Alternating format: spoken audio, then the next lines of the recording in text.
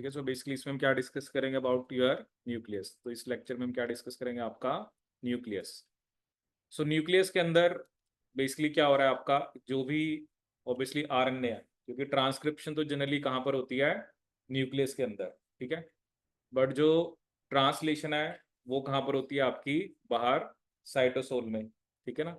अब जैसे आप कहते हो कि हमें अब रेप्लिकेशन के लिए पॉलीमरेज चाहिए, तो पॉलीमरेज तो बाहर से बन के आएगा, क्योंकि जो भी प्रोटीन है, क्योंकि अगर आपसे पूछा जाए कि डीएनए पॉलीमरेज कहाँ बनता है, तो डीएनए पॉलीमरेज न्यूक्लियस में थोड़ा बनेगा। DNA polymerase is protein, nucleus के अंदर प्रोटीन ही बनता, ठीक है ना। न्यूक्लियस के अंदर बेसिकली आपके आप ये कह सकते हो राइबोसोम्स बनते हैं, ठीक है। बट राइबोसोम्स प्रोटीन कहाँ जाके बनाते हैं, साइटोसोल में, ठीक है।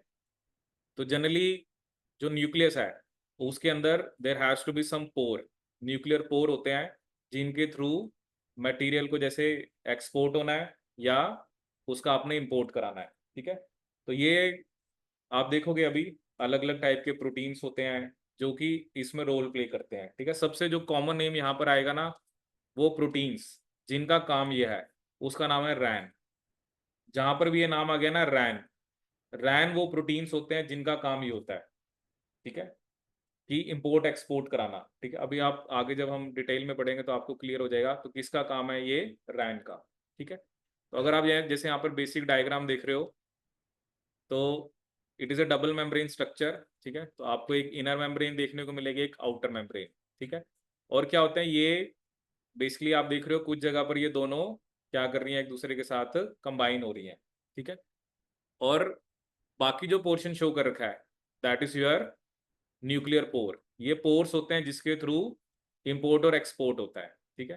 तो डायग्राम में जैसे ये इनर मेम्ब्रेन दिखा रखी है, आउटर मेम्ब्रेन दिखा रखी है, पेरी न्यूक्लियर स्पेस है, एससीआर, ऑब्वियसली जो ईआर की मेम्ब्रेन होती है that is in continuation with the ER.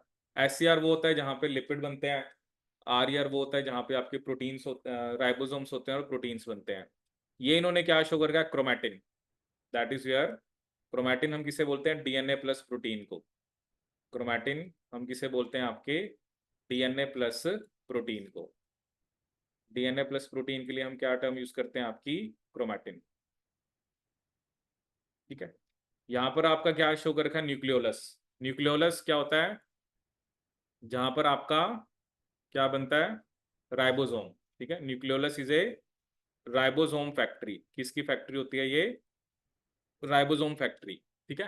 Actually nucleolus वो साइट होती है जहां पे राइबोसोमल आरएनए बनता है, लेकिन प्रोटीन जो है वो बाहर से बन के आता है। कहाँ से बन के आता है, बाहर से, राइबोसोमल आरएनए प्लस प्रोटीन।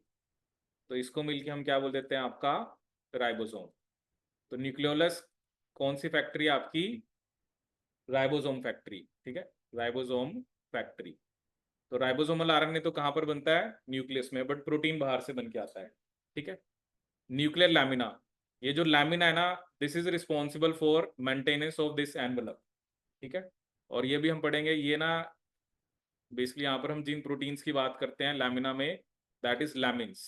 कौन से प्रोटीन्स की हम बात करते हैं, लैमिन्स की, ठीक है। ये लैमिन्स का बना होता है, और लैमिन्स जो होते हैं वो इंटरमीडिएट फिलामेंट्स में आते हैं। लैमिन किसका पार्ट है, इंटरमीडिएट फिलामेंट प्रोटीन, ठीक है। तो जब हम डिस्कस करते हैं ना ये कि जब सेल डिवाइड करना होता है, ठीक है, या जब वो जब आपका वो एम फेज में जाता है, तो सबसे पहले न्यूक्लियर एनवेलप का ब्रेकडाउन होता है।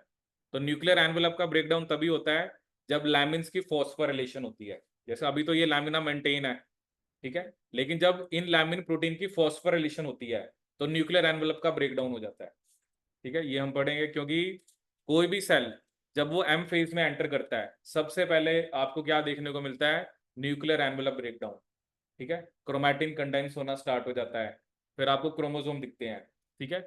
मेम्ब्रेन बाउंड ऑर्गेनेल्स डिसअपीयर हो जाती हैं, ठीक है। और ये न्यूक्लियर पोर कॉम्प्लेक्स शो कर रखा है, और ये क्या शो कर रखे हैं, आपके राइबोसोम्स, ठीक है। तो अभी हम देखते हैं इसके बारे में थोड़ा सा, और फिर हम सिग्नल भी पढ़ेंगे कि ऑब्वियसली प्रोटीन के ऊपर कुछ ना कुछ सिग्नल होता है कि उसको न्यूक्लियस के अंदर आना है, ठीक है।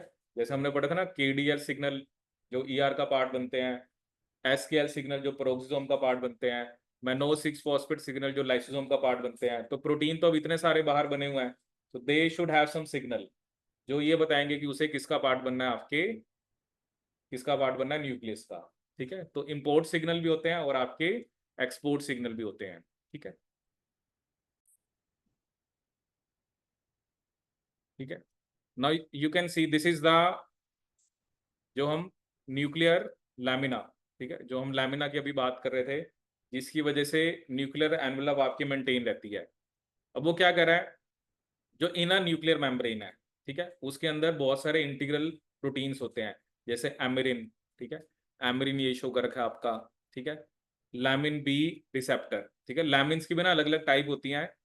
ठीक है, तो वो बेसिकली एक रिसेप्टर होता है जिसे हम क्या बोलते हैं, लैमिन बी रिसेप्टर। ठीक है, देखो लैमिना ये शो कर रखा है, ये जो शो कर रखा है ये सारा लैमिना है, ये सारा आपको दिख रहा है ना फ्रेमवर्क। अगर ये टूट गया तो मतलब मेम्ब्रेन भी ब्रेक डाउन हो जाएगी। तो मेम्ब्रेन जो है ना वो इसी लैमिना के ऊपर टिकी हुई है। ठीक है, तो ये एक प्रोटीन होता है जिसको क्या बोल रहा है वो, लैमिना बी रिसेप्टर। लैमिन्स भी अलग अलग टाइप के होते हैं, तो ये लैमिन बी का रिसेप्टर होता है। एक लिखा हुआ SUN, proteins that interact with, ये प्रोटीन एक तरफ न्यूक्लियर लैमिन के साथ इंटरेक्ट कर रहा है, एंड वन कैश KSH, ये प्रोटीन कहां पर है आपका, आउटर न्यूक्लियर मेम्ब्रेन के अंदर। और ये मिलके एक लिंक कॉम्प्लेक्स बना रहे हैं that connects the nuclear lamina to the cytoskeleton. देखो साइटोस्केलेटन तो बाहर है, मतलब न्यूक्लियस के बाहर। तो ये जो कैश है, जो प्रोटीन है, एक तरफ ये SUN से बाइंड कर रहा है, दूसरी तरफ साइटोस्केलेटन से। ठीक है, और ये जो SUN इनर मेम्ब्रेन में है, ये किसके साथ कनेक्शन दिखा रहा है, कैश या KSH के साथ।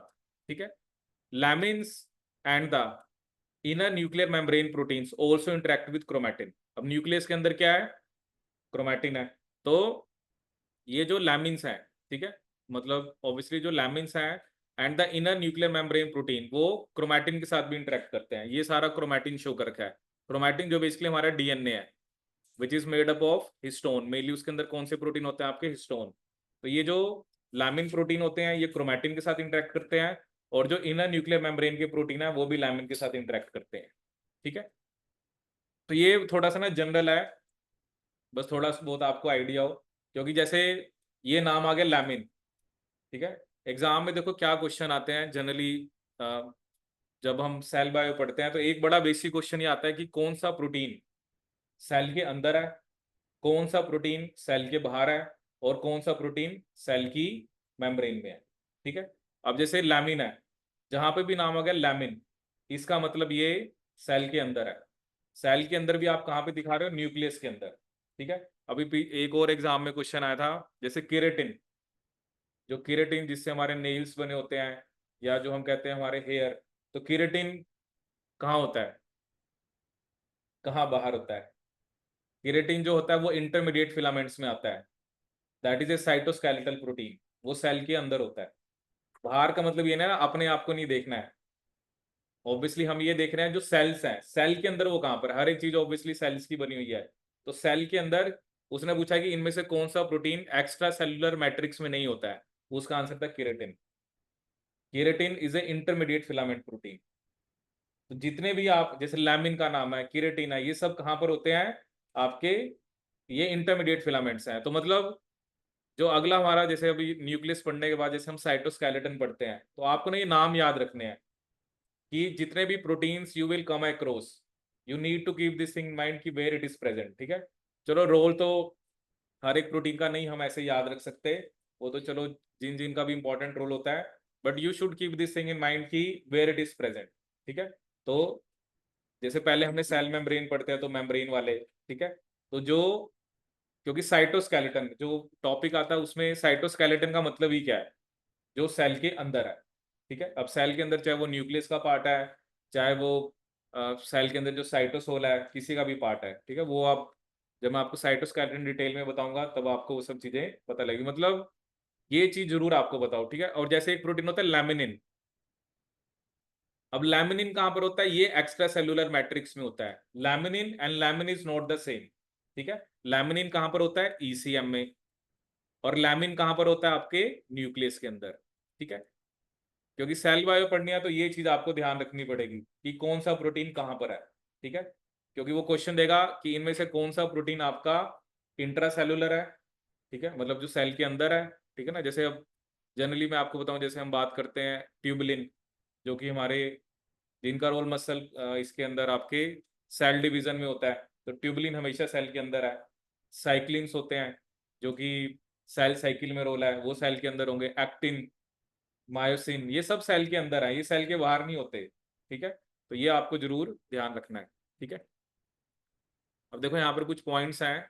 The nuclear envelope and the traffic between nucleus and cytoplasm, ठीक है। अब देखो वो यहाँ पे क्या कह रहा है, कहता है जो न्यूक्लियर एनवलप है वो सेपरेट करता है contents of the nucleus from the cytoplasm and provides the structural framework of the nucleus. जो न्यूक्लियस को एक शेप देना, और जो न्यूक्लियर जो जेनेटिक मटेरियल के राउंड मेम्ब्रेन है, वो उसकी वजह से न्यूक्लियस एक अलग कंपार्टमेंट है और साइटोप्लाज्म आपका डिफरेंट कंपार्टमेंट है। द टू एनवलप मेम्ब्रेन, ठीक है, ऑब्वियसली कौन कौन सी मेम्ब्रेन की बात कर रहे हैं, इनर और outer membrane. They acting as barrier, क्योंकि उनके through they prevent the free passage of molecules between the nucleus and the cytoplasm, so maintain the nucleus as a distinct biochemical compartment, ठीक है। The only channels through the nuclear envelope are provided by the nuclear pore complex. जो अभी हमने देखा ना, जहां पर inner और आउटर मेम्ब्रेन एक तरह से फ्यूज हो रही थी, वहां पर न्यूक्लियर पोर कॉम्प्लेक्सेस हैं which allow the regulated exchange of molecules between the nucleus and the cytoplasm, ठीक है। तो जहां पर ये स्पेसिफिकली क्या आपका पोर है, उसी के थ्रू अंदर बाहर जाना है, ठीक है। फ्री पैसेज नहीं है कि है तो मेम्ब्रेन ही, कि सेल मेम्ब्रेन से कुछ भी अंदर बाहर जा रहा है, नहीं, जहां पर सिर्फ न्यूक्लियर पोर कॉम्प्लेक्स है वहीं से अंदर बाहर जाएगा, ठीक है। ये आपको यहाँ पे ध्यान रखना है। नेक्स्ट पॉइंट ये है कि जो क्रिटिकल फंक्शन है न्यूक्लियर मेम्ब्रेन का is to act as a barrier, ठीक है। ऑब्वियसली बैरियर यह है जो न्यूक्लियस के कंटेंट्स को साइटोप्लाज्म से सेपरेट कर रहा है, ठीक है।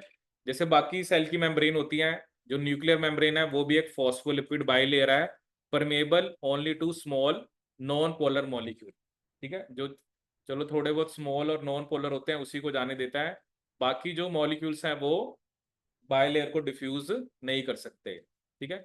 Inner and outer membranes are joined at nuclear pore complexes, the sole channels through which the small polar molecules and macro molecules pass through the nuclear envelope, ठीक है। नॉन पोलर तो चलो उन पे तो चार्ज नहीं है, वो तो फिर भी चलो मेम्ब्रेन को पास कर सकते हैं, लेकिन बेसिकली जो पोलर है, क्योंकि मेम्ब्रेन जिसके ऊपर चार्ज होता है मेम्ब्रेन उसको नहीं जाने देती, ठीक है।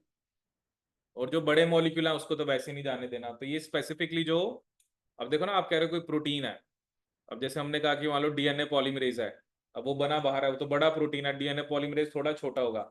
आरएनए पॉलीमरेज है, अब ये सब क्या है, ये सब जो बड़े प्रोटीन्स हैं ये इन्हीं के थ्रू आएंगे, ठीक है। और इनका काम कहाँ पर है, पॉलीमरेज का काम है रेप्लिकेशन कराना। रेप्लिकेशन कहाँ पर होते हैं, न्यूक्लियस में। ट्रांसक्रिप्शन कहाँ पे होते हैं, न्यूक्लियस में। तो सबको बाहर से लेके आना पड़ेगा। अभी आप देखना आगे ये सब चीजें आएंगी, ठीक है ना। क्योंकि यही आपने देखना है कि कोई प्रोटीन है उसको कैसे न्यूक्लियस के अंदर लाया जाता है, ठीक है। और कैसे, अब जैसे हम बात करें टीआरएनए की, अब टीआरएनए का काम होता है अमीनो एसिड को लेके आना, बट वो कहाँ पे चाहिए होता है, ट्रांसलेशन में। अब टीआरएनए बना कहाँ पर है, न्यूक्लियस में, तो उसका काम तो बाहर है, तो पहले उसको आपको बाहर भेजना पड़ेगा, ठीक है। तो आरएनए ये ट्रांसपोर्ट चलता रहता है, बिकॉज ये तो चलाना ही पड़ेगा ना सेल को, जो चीज बाहर से बनानी है उसको अंदर लेके आना है, और जो चीज बाहर चाहिए उसको न्यूक्लियस से बाहर बेचना पड़ेगा, ठीक है। तो ये इंपोर्ट एक्सपोर्ट आरएनए का थोड़ा डिफरेंट होता है, प्रोटीन्स का थोड़ा डिफरेंट होता है, क्योंकि प्रोटीन्स के ऊपर अलग टाइप के सिग्नल है ना, और आरएनए पे अलग टाइप के सिग्नल है, ठीक है। तो अभी वो आप आगे आगे देखते जाओ तो आपको पता लगेगा कि क्या क्या होता है। तो इंटरेस्टिंग है, ठीक है, क्योंकि ये दिमाग में क्लैरिटी होनी चाहिए ना हमें। क्योंकि जब भी एप्लीकेशन का नाम आता है, ट्रांसक्रिप्शन का नाम, हम सोचते हैं न्यूक्लियस में ही है, होता न्यूक्लियस में ही है, बट उनको जो करा रहे हैं, प्रोटीन्स जो करा रहे हैं, वो थोड़ा न्यूक्लियस मतलब चाहिए न्यूक्लियस में, बट बन के वो बाहर से आएंगे। अब वो कह रहा है जो न्यूक्लियर पोर कॉम्प्लेक्स है ये कॉम्प्लिकेटेड स्ट्रक्चर है, ठीक है। That is for selective traffic of protein and RNA between the nucleus and the cytoplasm, ठीक है। तो कुछ चीजें हमें न्यूक्लियस के अंदर लेके आनी है, कुछ हमें बाहर भेजनी है, ठीक है। Underlying the inner nuclear membrane is a nuclear lamina, जो भी मैंने आपको डायग्राम में दिखाया, a fibrous meshwork that provide structural support to the nucleus. ये जो लैमिना है, ये बना किसका होता है? 60 to 80 kilo Dalton fibrous proteins called lamins. Lamin is a class of intermediate filament protein. देखो आगे ना यहाँ पे कि लैमिन्स किसका पार्ट होते हैं? The other classes are found in the cytoskeleton. बाकी क्लासेस कौन सी है? माइक्रोट्यूब्यूल्स, माइक्रोफिलामेंट्स, वो कहां पर देखने को मिलते हैं? जो साइटोस्केलेटन है बाहर की तरफ। बट ये जो लैमिन्स हैं, they are your intermediate filament proteins. ठीक है, तो बार बार मैं आपको कह रहा हूं कि obviously there are so many proteins, but जिन प्रोटीन्स के हम गो थ्रू जाएंगे, आपको पता हो कि ये कहाँ पे होता है। ठीक है ना, ये आपको जरूर पता हो। लैमिन की बात होगी तो लैमिन सेल के अंदर है, लैमिन आपको बाहर नहीं मिलने वाला। ठीक है, अब वो कह रहे हैं जो मेमेलियन सेल्स हैं वो बेसिकली आपका 3 लैमिन जीन्स हैं यहाँ पर मैमल्स के अंदर, ABC, which code for at least 7 distinct proteins. ठीक है, तो बेसिकली ABC हमने डेजिग्नेट करा और वो अलग अलग टाइप के प्रोटीन्स बनाते हैं, like other intermediate filament protein.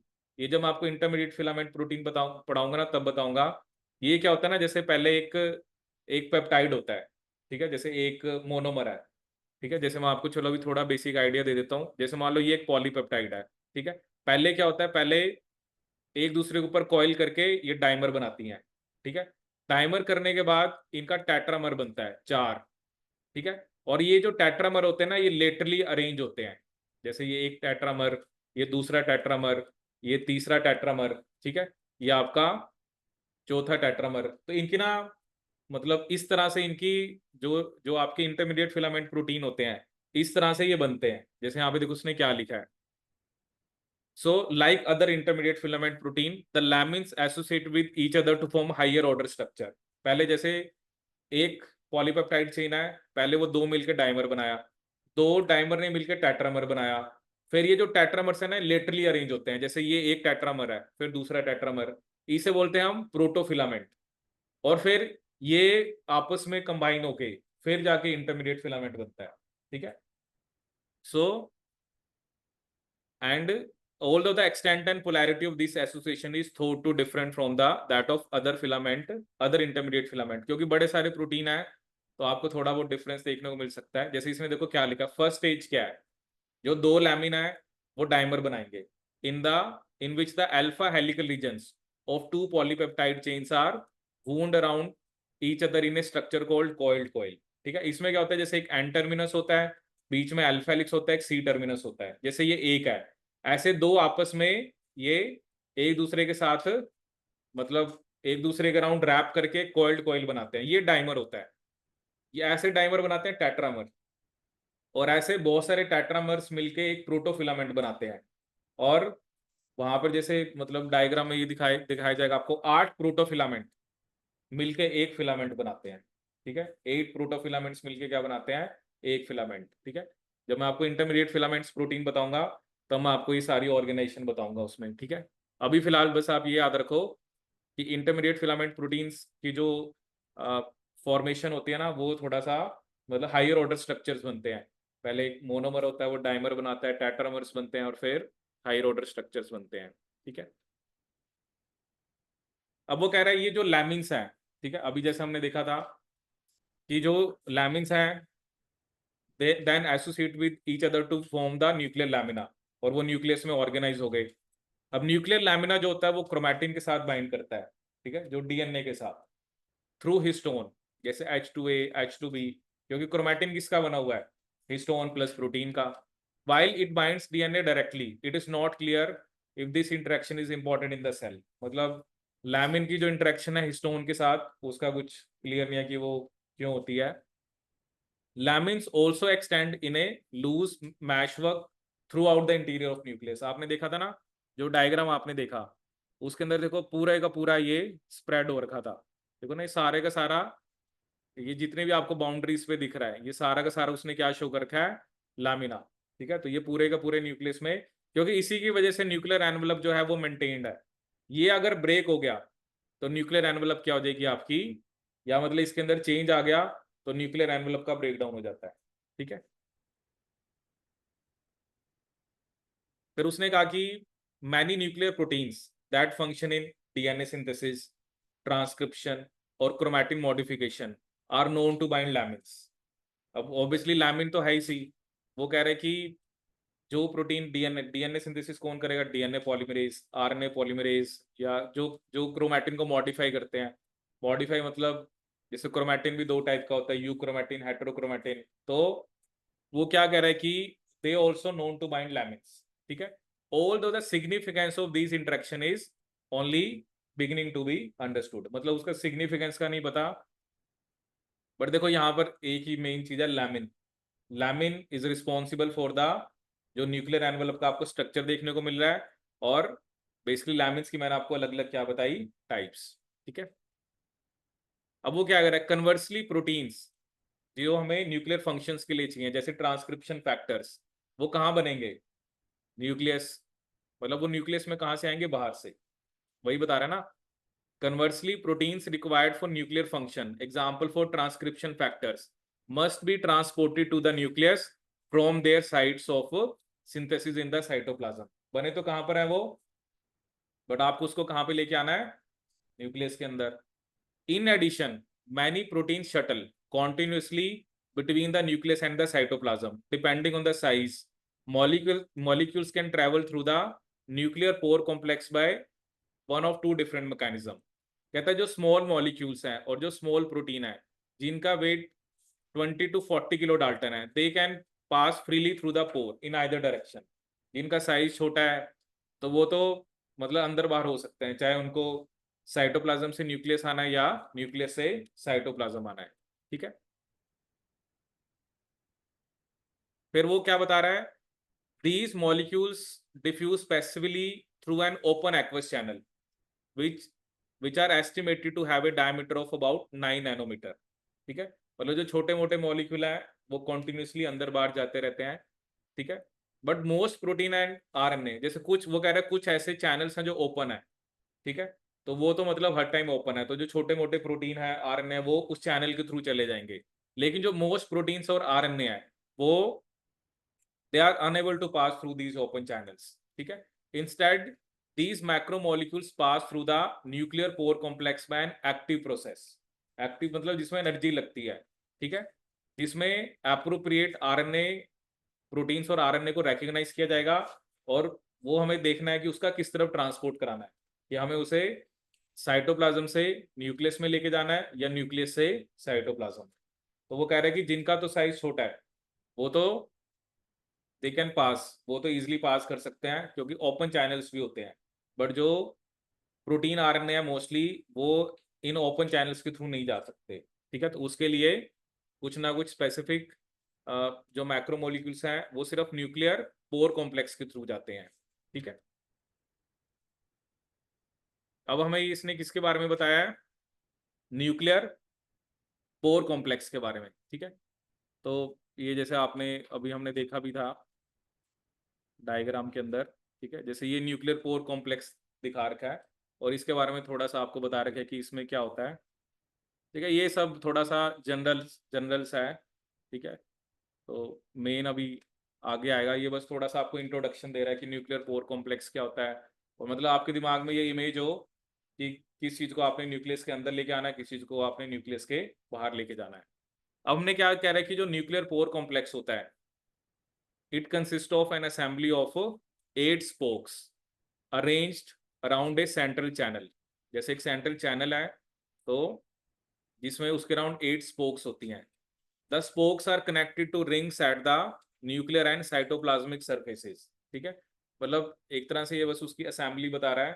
तो जो स्पोक्स होती हैं वो we have some rings on the nuclear and cytoplasmic surface, and the spoke ring assembly is anchored within the nuclear envelope at the sites of fusion between the inner and outer membrane. क्योंकि ये complex है ही वहीं पे, तो complex वहीं पे है कहाँ पर, जहां पर इनर और आउटर मेम्ब्रेन्स क्या कर रही हैं, फ्यूज कर रही हैं। ये उसने बताया कि उसके अंदर असेंबली ऑफ 8 स्पोक होती हैं, ठीक है। Protein filaments extend from both cytoplasmic and nuclear rings forming a distinct basket like structure on the nuclear side, ठीक है। ये अभी आप जैसे अभी हम आगे इमेजेस देखेंगे ना, ये मैं आपको दिखाता हूँ। जैसे मान लो ये आपको एक न्यूक्लियर पोर कॉम्प्लेक्स दिख रहा है। इसमें क्या होता है ना कि दोनों तरफ कुछ ना कुछ जैसे प्रोटीन फिलामेंट्स होते हैं या जो बेसिकली आपके स्पेसिफिक प्रोटीन एसोसिएटेड होते हैं। ठीक है, तो ये उसी की बात कर रहा है कि न्यूक्लियर साइड पे ये क्या बनाता है, एक बास्केट लाइक स्ट्रक्चर। क्या बनाता है ये, एक बास्केट लाइक स्ट्रक्चर। ठीक है, so selective transport of proteins to and from the nucleus several million micromolecules. ठीक है, वो कह रहा है कि मतलब मिलियन का मतलब लाखों माइक्रोमोलिक्यूल होते हैं जो सेलेक्टिवली पास करते हैं between the nucleus and cytoplasm every minute. ठीक है, सो लाखों ऐसे मॉलिक्यूल्स हैं जो आपके सेलेक्टिवली पास करते हैं। ठीक है, अब देखो, अब बेसिकली अब हम जो मेन कोर पार्ट है उसको डिस्कस करेंगे कि जो बेसिस है सेलेक्टिव ट्रैफिकिंग का across the nuclear envelope is best understood for proteins imported from cytoplasm to the nucleus. ठीक है, वो प्रोटीन्स जिसको हमें साइटोप्लाज्म से कहां पर लेके आना है, न्यूक्लियस में। ठीक है, अब देखो वो कौन कौन से हैं। वो कह रहे हैं कि वो कौन कौन से प्रोटीन्स होते हैं, basically they are responsible for all aspect. चाहे वो हिस्टोन्स हैं, हिस्टोन्स जिसने पैकेजिंग करानी है वो भी बाहर से बन के आने हैं।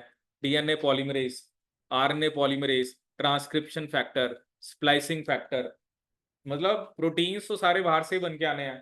ठीक है, and these proteins are targeted to the nucleus by specific amino acid sequence called nuclear localization signal. Now अब एक एग्जाम में क्वेश्चन इस पे बेस्ड आता है कि इन सभी प्रोटीन्स के ऊपर जिसको साइटोप्लाज्म से न्यूक्लियस में लेके आना है उनके ऊपर एनएलएस होना चाहिए। जिसके ऊपर एनएलएस नहीं होगा वो न्यूक्लियस के अंदर नहीं आ सकता। ठीक है, so that are recognized by receptor, क्योंकि जो इंपोर्ट कराता है, जिसने मान लो इंपोर्ट का मतलब क्या, अंदर लेके आना है, वो किसको रिकॉग्नाइज करता है, एनएलएस को। ठीक है, and direct the transport of proteins through the nuclear pore complex. ठीक है, ये अभी मैं आपको वैसे इमेज दिखाता हूँ, बट अभी मैं आपको इसको डिटेल में डिस्कस करूंगा।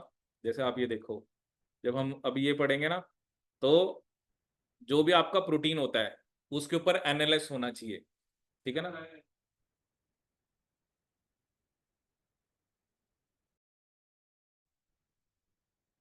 ठीक है, तो इसमें मैं आपको क्या शो कर रहा था, जैसे ये प्रोटीन है, इस पे एनएलएस, आपको प्रोटीन के ऊपर एनएलएस होगा तभी वो प्रोटीन अंदर आएगा। ठीक है, ये अभी हम देखेंगे बाद में,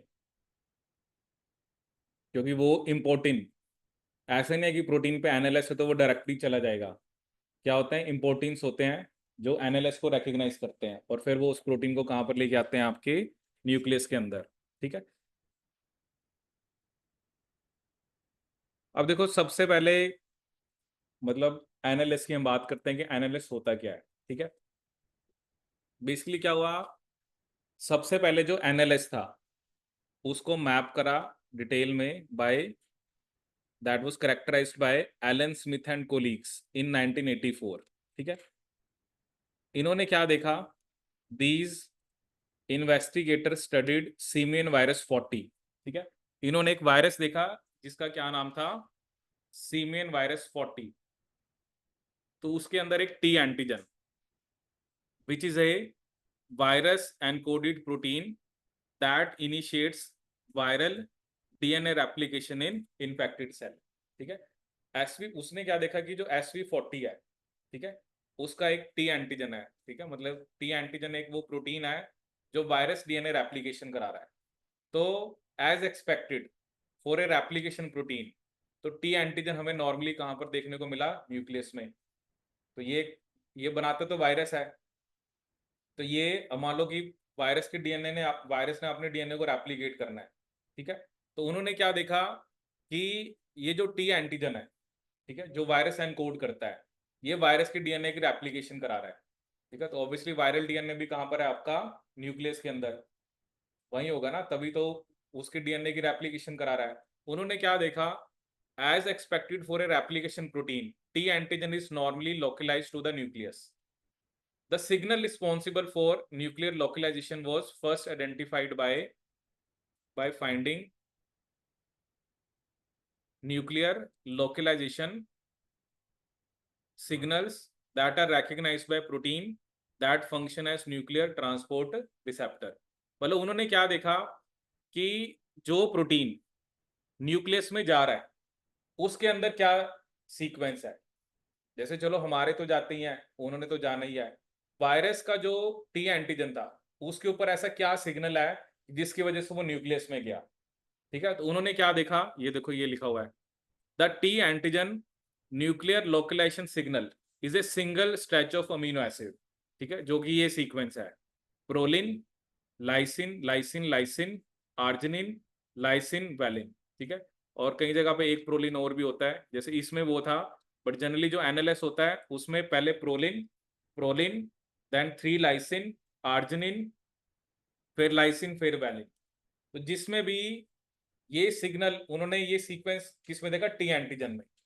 देखो वायरस ने एक प्रोटीन बनाया, वायरस ने एनिमल सेल को इन्फेक्ट करा, और वो प्रोटीन जो वायरस का है वो चला गया न्यूक्लियस के अंदर। ठीक है ना, तो उन्होंने उन्होंने ऐसे देखा कि उस पर्टिकुलर टी एंटीजन के अंदर ऐसा क्या सीक्वेंस है कि वो न्यूक्लियस के अंदर गया। ठीक है, और वही सीक्वेंस हमारे प्रोटीन्स में देखने को मिलता है, क्योंकि इसमें वो सीक्वेंस था जिसकी वजह से ये न्यूक्लियस में गया। अदरवाइज ये थोड़ा है कि हमारे प्रोटीन ने तो जाना है कि कोई वायरस आए, उसका प्रोटीन हमारे सेल के अंदर आए और वो न्यूक्लियस में चला जाए, ऐसा नहीं होता, क्योंकि उसमें ये सीक्वेंस था। तो हमारे सेल का जो इम्पोर्टिंग था वही इसको अंदर लेके गया था। ठीक है ना, ऐसे तो ये अंदर जा ही नहीं सकता, क्योंकि इससे हमें ये पता लगा कि जो इम्पोर्टेंस होते हैं वो इस सीक्वेंस को रेकग्नाइज करते हैं, और ये सीक्वेंस आता है पेपर में, proline proline, 3 lysine, arginine, lysine, valine. ठीक है, the T antigen nuclear localization signal is a single stretch of amino acids. In contrast एक और प्रोटीन की बात कर रहा है जिसका क्या नाम है, न्यूक्लियोप्लाज्मिक। ये बाईपार्टाइट है। बाईपार्टाइट का मतलब क्या है, इसमें दो जगह पे सीक्वेंस है, मतलब ये भी प्रोटीन मान लो न्यूक्लियस में जाता है, बट उसमें उन्होंने क्या देखा, एक लाइसिन आर्जिनिन है और उसके बाद 4 लाइसिन एक साथ है, 10 अमीनो एसिड छोड़ के। तो ये दोनों टाइप के सिग्नल जिस प्रोटीन में होते हैं वो न्यूक्लियस में जाते हैं। तो ये किस पे डिस्कवर करा उन्होंने, सबसे पहले डी एंटीजन के ऊपर। और बाद में उन्होंने क्या देखा, हमारे भी जो प्रोटीन्स होते हैं जितने भी, उनके ऊपर भी एनालिस होता है। तो एग्जाम में जो फर्स्ट क्वेश्चन आएगा, ये सिंपल क्वेश्चन आएगा, उसके लिए आपको एनालिस का सीक्वेंस पता होना चाहिए। ठीक है, 2 proline, 3 lysine, arginine, lysine, valine. और आप देख सकते हो it is mainly rich in basic amino acid. ये जो पांचों है ना, लाइसिन, आर्जिनिन, ये बेसिक अमीनो एसिड के एग्जाम्पल होते हैं। बेसिक का मतलब क्या होता है, जिनके ऊपर पॉजिटिव चार्ज होता है। बेसिक अमीनो एसिड जिन पे क्या चार्ज होता है आपका, positive charge, that is a that is having positive charge. ठीक है, तो ये दो टाइप के उन्होंने एनालिस्ट डिस्कवर करे। ठीक है, अब दोनों में से पूछ सकते हैं, बट जनरली आपसे जो जो मैंने आपको फर्स्ट वाला बताया वो जनरली पूछते हैं। ठीक है,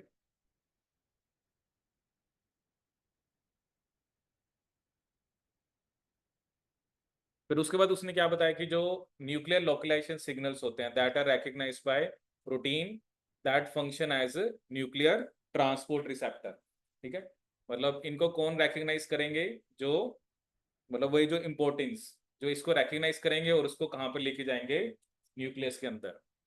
अब उन्होंने क्या देखा कि ये जो इम्पोर्टेंस है या एक्सपोर्टिन है, most are the members of karyopherin protein family. ये एक पर्टिकुलर फैमिली का नाम है, and function either as importin, मतलब इम्पोर्टिन का मतलब क्या है कि न्यूक्लियस, साइटोप्लाज्म से न्यूक्लियस में लेके आना, और एक्सपोर्टिन का मतलब बेसिकली न्यूक्लियस से साइटोप्लाज्म में लेके आना। तो एक प्रोटीन फैमिली है जिसमें ये आते हैं। तो उसमें इम्पोर्टिन। ठीक है, जैसे ये क्वेश्चन जो मैं आपको बता रहा था कि उसमें यह था कि जिन प्रोटीन्स का वेट 50 किलो डाल्टन से ज्यादा होता है तो उनका ट्रांसपोर्ट इम्पोर्टिन बेसिकली आपका कराते हैं। ठीक है, कौन कराएंगे आपके इम्पोर्टिन, सम इम्पोर्टेंस, जैसे मतलब kap beta 1 act with adapter karyopherin. ठीक है, जिसका क्या नाम है, कैप अल्फा, इन ए हेट्रोडाइमर। जैसे एक ये इम्पोर्टिन है और एक अडेप्टर होता है to import protein containing the basic nuclear localization signal. अब कुछ कैरियोफेरिन होते हैं वो कुछ के लिए इम्पोर्टिन है, और मे बी वो दूसरे प्रोटीन के लिए एक्सपोर्टिंग भी हो सकते हैं। ठीक है, जैसे मान लो एक ही प्रोटीन है कि वो मतलब किसी जो कैरियोफेरिन की बात कर रहा है कि कुछ कैरियोफेरिन क्या होते हैं, वो एक प्रोटीन के लिए तो इम्पोर्टिन है, मतलब वो उसको अंदर लेके आ रहे हैं, बट कुछ प्रोटीन्स के लिए वो क्या हो सकते हैं, आपके एक्सपोर्टिन हो सकते हैं। तो ये हेटेरोडाइमर की फॉर्म में काम करते हैं, ठीक है। तो बेसिकली एनएलएस का मेन मोटिव तो ये है कि हमें उसको अंदर ही लेके आना है, ठीक है।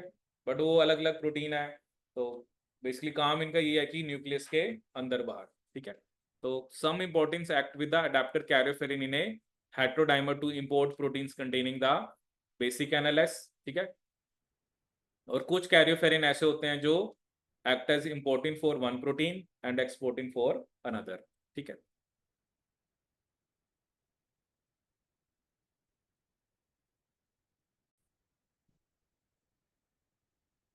ठीक है। सो अभी तक जो सबसे मेन जो पॉइंट रहा ना, वो एक लैमिन आपने याद रखना है, और दूसरा अगर याद रखना है तो एनएलएस याद रखना है, ठीक है। अब आएंगे वो पॉइंट्स जो आपको याद करने पड़ेंगे मेनली, ठीक है। तो सबसे पहले जिस प्रोटीन का मैंने नाम लिया था उसका नाम क्या था, रैन, ठीक है। जहां पर भी ये नाम आ गया कि मतलब न्यूक्लियर इंपोर्ट एक्सपोर्ट की, तो सबसे एक ही नाम आएगा, रैन, ठीक है। ये जो रैन होते हैं ये स्मॉल जीटीपी बाइंडिंग प्रोटीन है, ठीक है, and whose conformation and activity are regulated by GTP binding and hydrolysis, ठीक है। मतलब भैया कि रैन के साथ जीटीपी लगा होगा या जीटीपी, तो इन प्रोटीन्स को हम जी प्रोटीन्स बोल देते हैं। दीज आर लिखा ना स्मॉल जीटीपी बाइंडिंग प्रोटीन। नहीं, मैप काइनेज वाला तो रास होता है ना। हाँ, ये सब अलग होते हैं, राफ तो अलग हो गया, रास होता है। रास जी प्रोटीन होता है। मतलब जी प्रोटीन ना बहुत सारे टाइप के होते हैं। एक तो हम सिग्नलिंग पढ़ते हैं जीपीसीआर। जीपीसीआर में जो जी प्रोटीन होता है ना, वो ट्राइमेरिक होता है। मतलब उसके अंदर 3 अल्फा बीटा गामा होते हैं। बट जैसे ये रैन कह रहा है, रैन क्या लिखा उसने, स्मॉल, ये मोनोमेरिक होते हैं। ऐसे ही रास होता है, RAS, several of the translation factors involved in protein synthesis, ARF, RAB, RAE, RO, CDC42, ये सब किसके एग्जाम्पल होते हैं, they are small GTP binding protein, ठीक है। जैसे रास का रोल हम पढ़ते हैं मेनली जो सिग्नलिंग, जब हम सिग्नलिंग पढ़ते हैं आपकी जो इंसुलिन की, ग्रोथ फैक्टर की, ठीक है। एआरएफ, एआरएफ का मेनली रोल आता है कि जो, जैसे हमने कोप वेसिकल्स की बात करी थी, वहां पर एआरएफ का रोल होता है। रैब का रोल होता है, ये डॉकिंग में हेल्प करता है। जैसे एक वेसिकल को जब दूसरी वेसिकल के साथ फ्यूज करना है तो वहां पर रैब का रोल होता है। ऐसे ही रो का रोल होता है साइटोस्केलेटल चेंजेस में, ठीक है। तो ये आप देखोगे, जैसे रैन तो यही, क्योंकि अभी हम न्यूक्लियस की बात कर रहे हैं तो मेनली रैन, ठीक है। जहां पर भी रास का नाम आ गया, रास का रोल कहां पर होता है जनरली आपका, रास का रोल होता है बेसिकली जब हम ग्रोथ फैक्टर या इंसुलिन वाली सिग्नलिंग की बात करते हैं, ग्रोथ फैक्टर और इंसुलिन सिग्नलिंग, इंसुलिन सिग्नलिंग,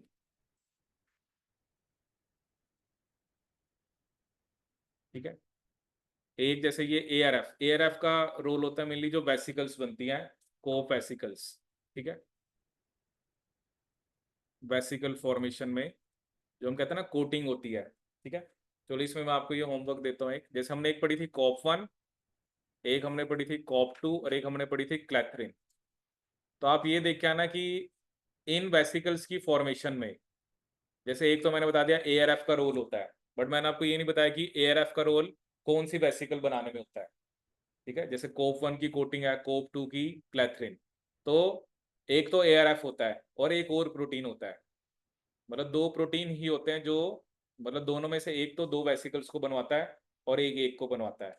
तो एक तो एआरएफ है, आप देखना दूसरे का क्या नाम है, और आपने ये देखना है कि ये जो दोनों प्रोटीन्स हैं, कौन सा कोप 1, कोप 2 और कौन सा क्लैथरिन कोटेड वेसिकल की फॉर्मेशन को, मतलब फॉर्मेशन के लिए रिस्पॉन्सिबल होता है, ठीक है। रैब नाम आता है जब, जब हम वेसिकल फ्यूजन, जैसे होता है ना कि एक जो वेसिकल है उसने दूसरी वेसिकल के साथ फ्यूज करना है, वहां पर रैब प्रोटीन का नाम आता है, ठीक है। इसका आप देखना RAE और CDC42, रो का रोल आता है जब साइटोस्केलेटल चेंजेस की बात होती है। रो का रोल कहां पर आता है, साइटोस्केलेटल चेंजेस। मतलब क्या कि ना, इससे हमें ये पता लग रहा है कि जो अलग अलग टाइप के ये जो जी प्रोटीन्स होते हैं, ये बहुत सारे एस्पेक्ट को कंट्रोल करते हैं। रैन का नाम आएगा न्यूक्लियर इंपोर्ट एक्सपोर्ट, रैप का नाम आता है जब वेसिकल्स को आपस में फ्यूज करना होता है, रो का रोल होता है साइटोस्केलेटल चेंजेस, ठीक है। तो ये आप देखना, जैसे CDC42 देखना क्या होता है, RAE क्या होता है। तो बहुत सारे जी प्रोटीन्स होते हैं, मतलब why we are calling them G protein, because their activities regulated by GTP binding. ठीक है, मे बी क्या होता है कि GTP बाइंड पे वो एक्टिवेट हो जाते हैं, जब उनके साथ GTP लगा होता है तब वो इनएक्टिवेट हो जाते हैं। ठीक है, चलो एक कंसेप्ट और पढ़ेंगे बस हम। ठीक है, तो अब ये सबसे, मतलब एक जो एग्जाम में क्वेश्चन आएगा वो इस पर्टिकुलर कंसेप्ट पे बेस्ड आएगा। ठीक है, अब कंसेप्ट यहाँ पर क्या है कि जो रैन है, रैन के साथ या तो क्या लगा होता है GTP, या रैन के साथ क्या लगा होता है GTP। ठीक है, सबसे पहला पॉइंट यह है कि जो न्यूक्लियस है, ठीक है, न्यूक्लियस के अंदर रैन GTP का लेवल ज्यादा होता है। किसका लेवल ज्यादा होता है? रैन GTP का, यह आपने याद रखना है। और साइटोप्लाज्म के अंदर रैन GTP का लेवल ज्यादा होता है। न्यूक्लियस में किसका ज्यादा होता है? रैन GTP का। साइटोप्लाज्म में रैन GTP का। ये जो इमेज है इसमें हम ये देखेंगे कि ये जो बेसिकली कंसंट्रेशन GTP की और GDP की, ये इसके पीछे कौन रिस्पॉन्सिबल है। ठीक है, देखो उसने क्या लिखा, distribution of Ran GTP across the nuclear envelope.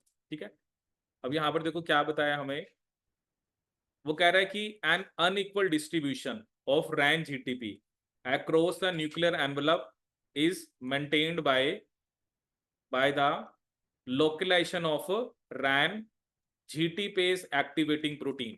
ठीक है, in the cytoplasm and Ran guanine nucleotide exchange factor in the nucleus. यहां पर आपको दो फैक्टर दिखेंगे, ये दिख रहा है रैन GF, और एक क्या लिखा हुआ है रैन गैप। रैन गैप कहां पर होता है? साइटोप्लाज्म वाली साइड पे। इसका काम क्या है? ये क्या है? GTPase activating protein. तो जो रैन GTP है उसको ये GTP में हाइड्रोलाइज कर देता है। इसकी वजह से रैन GTP का लेवल ज्यादा होता है साइटोप्लाज्म में। ठीक है, लेकिन जो ग्वानोसिन एक्सचेंज फैक्टर है वो क्या करता है? रैन GTP है, GTP को हटा के उसके साथ GTP लगा देता है। इसकी वजह से न्यूक्लियस के अंदर रैन GTP का लेवल ज्यादा होता है, क्योंकि ये इसके ऊपर GTP लगा हुआ है, और ये उसको GTP को हटा के इसके साथ GTP लगा देता है। ठीक है, अब क्वेश्चन क्या आता है? पहला तो ये रैन GTP का लेवल कहां पर ज्यादा होता है? आपके न्यूक्लियस में। GDP का कहां पे होता है? साइटोप्लाज्म में। दूसरी बात ये जो रैन गैप और रैन GF, गैप कहां पर है? साइटोप्लाज्म वाली साइड पे। ठीक है, क्योंकि it is a GTPase activating protein. लेकिन जो ग्वानोसिन या ग्वानिन न्यूक्लियोटाइड एक्सचेंज फैक्टर है वो कहां पर है? न्यूक्लियस में। तो रैन GF कहां पर है आपका? न्यूक्लियस के अंदर।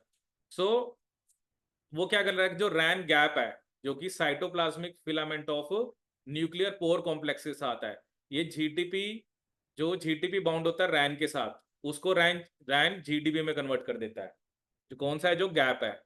लेकिन न्यूक्लियस के अंदर जो रैन GF होता है, that stimulates the exchange of GDP bound to Ran for GTP। GDP को हटा के वो GTP लगा देता है, जिसकी वजह से न्यूक्लियस के अंदर हाई कंसेंट्रेशन होती है रैन GTP की। मतलब सबसे जो एक बेसिक क्वेश्चन आएगा वो ही आएगा, वो जैसे लिख देगा रैन GTP का लेवल साइटोप्लाज्म में ज्यादा होता है, ये स्टेटमेंट गलत है, क्योंकि GTP का तो न्यूक्लियस में ज्यादा होता है। रैन GF कहाँ पे होता है? न्यूक्लियस में, वो लिख देगा साइटोप्लाज्म में होता है। ठीक है, अभी मैं आपको एक क्वेश्चन दिखाता हूँ। तो ये चार चीजें आपने याद रखनी है। रैन GTP का लेवल ज्यादा है न्यूक्लियस में because of guanine nucleotide exchange factor. Ran GDP का लेवल ज्यादा है साइटोप्लाज्म में because of Ran GTPase activating protein. ठीक है, अभी दिखाता हूँ आपको क्वेश्चन क्या आया था एग्जाम के अंदर।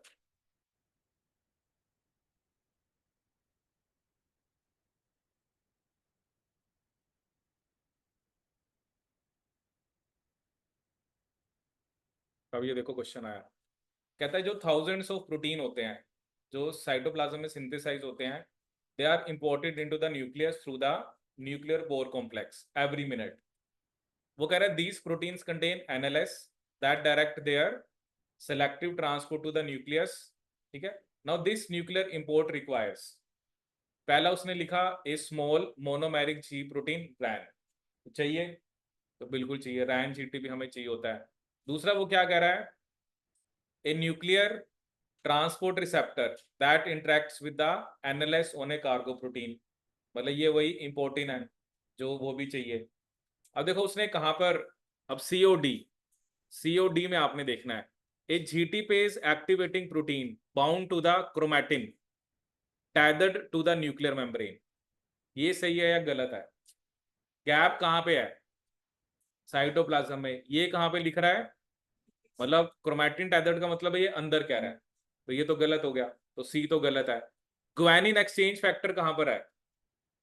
Bound to the chromatin inside the nucleus, तो सी तो गलत है. अब देखो सी इस ऑप्शन में भी था, इसमें भी था, इसमें भी था, तो देखो क्वेश्चन हो गया. ये पता होने से कि रैन का रोल है, ठीक है, जो जो इम्पोर्टेंट होता है वो एनएलएस को रिकॉग्नाइज करता है, और सिर्फ गैप और जीएफ आपको पता होना चाहिए था कहां पर है, और इन्हीं की वजह से रैन जीटीपी और रैन जीटीपी कंसंट्रेशन जो है वो रेगुलेट होती है, ठीक है. तो मेन क्या होता है ना, जैसे हम अब पढ़ते तो पूरी कहानी है, बट मेन जो पॉइंट्स होते हैं वो हमें याद रखने होते हैं, ठीक है. तो जो भी आज हमने न्यूक्लियस में पढ़ा, लैमिन्स के बारे में आपको पता हो, इंटरमीडिएट फिलामेंट प्रोटीन्स हैं, एनएलएस आपको याद होना चाहिए, और तीसरा रैन प्रोटीन का क्या रोल है, ठीक है. क्योंकि ये पता होना कि कौन सा प्रोटीन कहाँ पे रोल प्ले करता है, तो जी प्रोटीन्स अलग अलग रोल है, ठीक है ना. जैसे हमने कहा कि रैन का ये रोल है, रास का ये रोल है, तो जब भी न्यूक्लियर इंपोर्ट एक्सपोर्ट का नाम आएगा तो सिर्फ रैन का नाम आपने याद रखना है. फिर उसने कहा कि रैन जीटीपी और जीडीपी की बात, जीटीपी का लेवल कहाँ पे ज्यादा है? न्यूक्लियस में. जीडीपी का लेवल कहाँ पे ज्यादा है? साइटोप्लाज्म में. जीटीपी का लेवल ज्यादा इसलिए है क्योंकि वहां पर एक ग्वानिन न्यूक्लियोटाइड एक्सचेंज फैक्टर है, जो कि अगर जीटीपी भी लगा होता है ना, उसको हटा के उसके साथ रैन के साथ जीटीपी लगा देता है. लेकिन जो साइटोप्लाज्म में जिस रैन के साथ जीटीपी लगा भी हुआ है, वहां पर एक जीटीपेज एक्टिवेटिंग प्रोटीन है जो उसको जीटीपी में कन्वर्ट कर देता है. तो ये जो अनइक्वल डिस्ट्रीब्यूशन होती है ये मेंटेन रहती है, क्योंकि ये हेल्प करती है न्यूक्लियर इंपोर्ट और एक्सपोर्ट के अंदर, ठीक है.